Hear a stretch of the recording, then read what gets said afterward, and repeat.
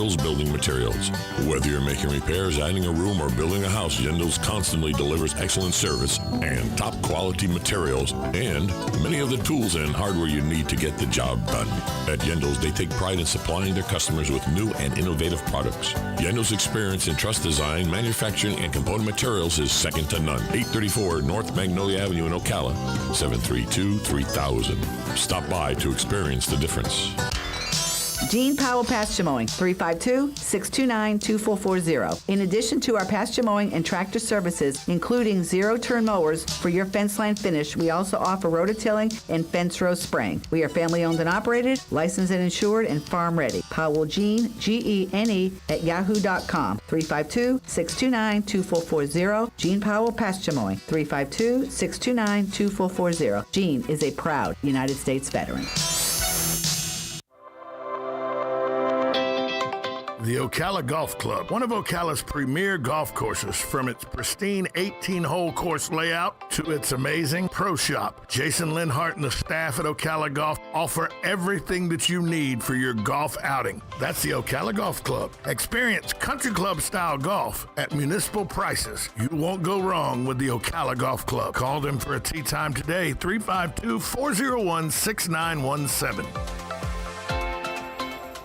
Ocala's Appleton Museum of Art has reopened to all visitors. See the world-class permanent collection and special exhibits, including photographs by Bruce Mozart and mixed media by Christina Deanne. Hours are Thursday through Saturday, 10 a.m. to 5 p.m., and Sundays, noon to 5 p.m. The museum is closed Mondays through Wednesdays. Masks are required, and visitor occupancy is being monitored. For more information, visit appletonmuseum.org. Embrace Magazine is boldly uniting lifestyles as the first ever and only gay magazine in North Central Florida, based right here in Ocala. Recently honored with 14 awards from the Florida Press Club, our mission is to unite the gay and straight communities through exceptional content appealing to all. Hi, I'm John Sotomayor, publisher and executive editor. Tune in to our radio show on Wednesday, November 25th at 10:30 a.m. here on WOCA. To read our digital issues, the premiere issue, and the newly published Heroes issue, follow us on Facebook and visit our website at embracemagazine.us. Now you did it. Are you completely insane? He's back. He, who must not be named, the man, the myth, the only guy in Ocala to eat his own weight in fried pickles. Twice. Now, you asked for it. Sorta. Live and in person, it's Tom Schmitz. Welcome back to Ocala Talks with Tom Schmitz. Let's go out to the phone lines. On the phone with me is Ayska Akhtar. She is the president and CEO for the Center for Contemporary Sciences. Ayska, thanks for joining us this morning. Good morning, Tom. Thanks for having me. Let's get right into this. It's coronavirus, and I'm going to tell you up front, I am more of a non-believer than a believer. And I'm sure that you hear people say that all the time, but I do know that this is a serious virus. I do know people are dying from it. I'm going to be inquisitive with you because I need to know some of the things that, if there's a task force, the things they must address. Like, one of the first things is, if this is a virus, I know the flu virus can mutate. Can this virus mutate? And if it can, are we in for this every year, this kind of situation every year? Yes, this virus can mutate and has already mutated. One of the really concerning mutations has come out of mink farms in Denmark. You might have already heard about that, but basically what happened is they found a mutation of the virus that spread rapidly across minks who were confined in these factory farm-like conditions in Denmark. And one of the mutations is in the spike protein of the virus. And the spike protein is what the virus uses to enter human cells. And it's also what elicits our immune response, whether it's a natural response or through the vaccine. And so this spike protein mutation, it's called the cluster 5 variant, this particular mutated virus, has been also found in 12 people. And so that's really concerning because, A, so now the virus has already mutated. B, it's mutated in a way that can affect our immune system's ability to detect the virus. So it can make the mutation in such a way that our immune systems may not be able to detect the virus as easily as the normal, the regular strain that's going around. And C, with this mutation, if this strain does spread, if it goes beyond these 12 people, then we have a real potential problem where the vaccines that are currently being developed may be far less effective against this new strain. That's what I was going to ask you. Was they say that, Pfizer and Moderna say that they got something that's over 90%, 95% effective for the coronavirus, COVID-19, but if it mutates, the effectiveness, just like the flu shot, the effectiveness goes down, correct? Yeah, well, with the flu, there's so many different strains of a flu virus every year, and these strains are what's called, I'm probably going to get too technical, but they're the natural variations that happen in the flu virus. It's called antigenic drift. It just naturally mutates slowly over time. And each year, the World Health Organization and other convening bodies get together, and they make a selection of which viruses they think, the flu viruses, are the most predominant for that year, and then they make recommendations on what the vaccines should include. Now that's a guessing game, and it's far from perfect. And so, as you know, you can get the flu vaccine, and you can still, it may not be protective against a particular strain of flu virus that you may get. Right? There's no guarantee, and so we could, with this kind of mutation happening in the coronavirus, this could happen in a similar situation to what we see with the flu virus, except that this mutation is not the natural mutation that I'm talking about in a flu virus.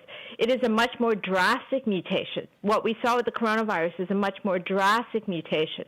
And this drastic mutation is much harder to predict. It's much harder to prepare for. So some of the things we need to do is, A, we need to really seriously look at the conditions that allow the mutation to happen in the first place, which really gets down to, in many ways, how we treat other animals.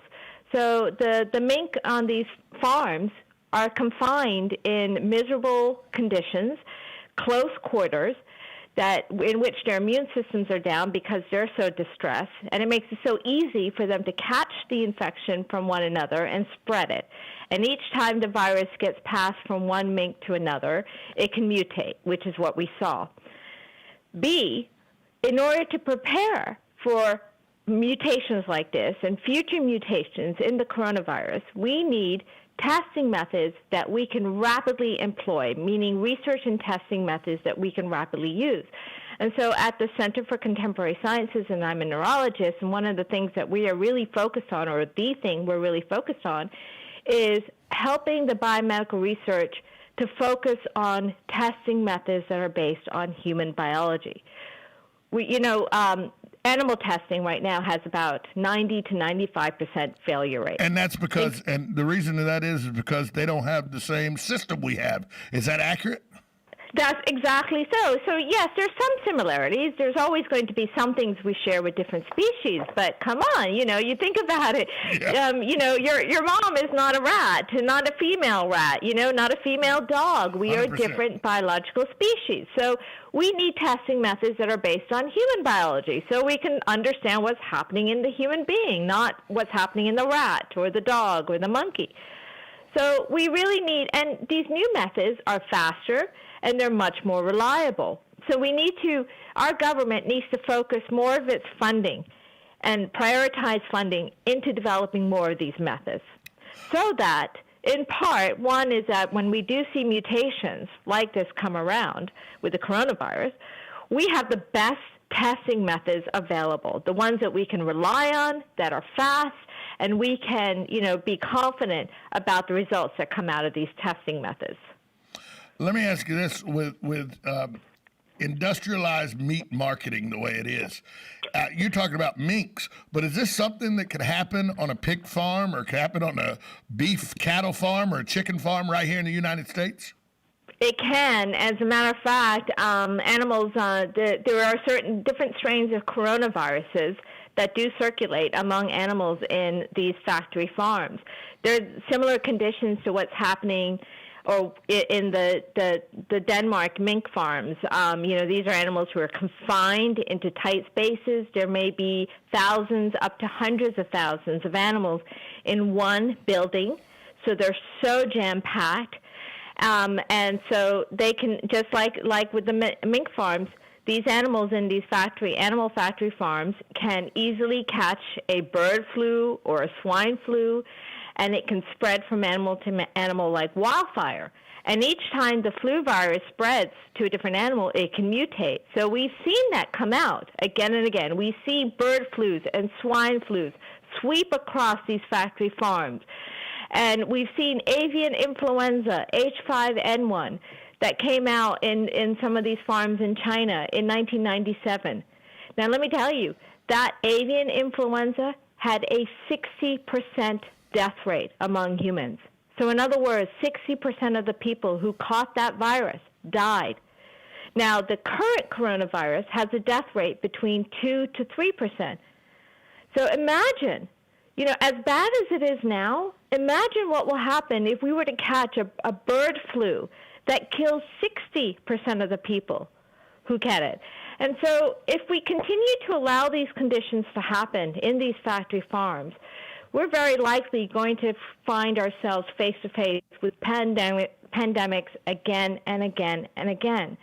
And what I'm really hoping is that we learn from this pandemic. And,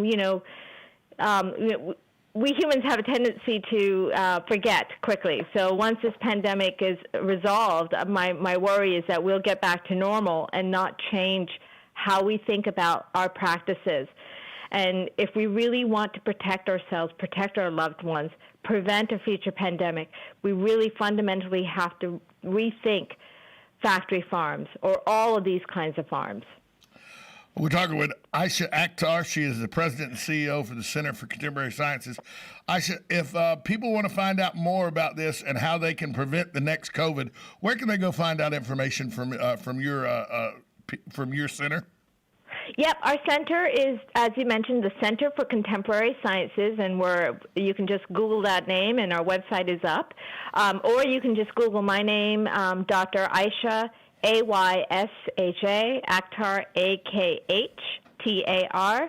I have another website in which I have a lot of information about pandemic prevention. Dr. Ayska Akhtar, President and CEO of Center for Contemporary Sciences. Doctor, you've opened my eyes to quite a few things. One, that the mutation could make us have to do this all over again if we're not vigilant. Hey, by the way, I'm sure the doctor would want to agree with my sentiment. Wash your hands, wear a mask wherever possible if you can, and know who you're around, and if you're sick, stay home. Don't go out in the public. Stay home. Dr. Akhtar, thanks for joining us this morning. Thank you so much, Tom, and that was great advice, and I totally agree with it. Thank you so much. That's Dr. Ayska Akhtar. She is the president and CEO for the Center for Contemporary Sciences.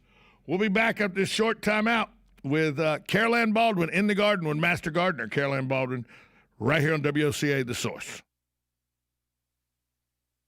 Broadcasting from the Paddock Mall Studios, this is WOCA, Ocala, Gainesville, The Villages, 1370 AM, 96.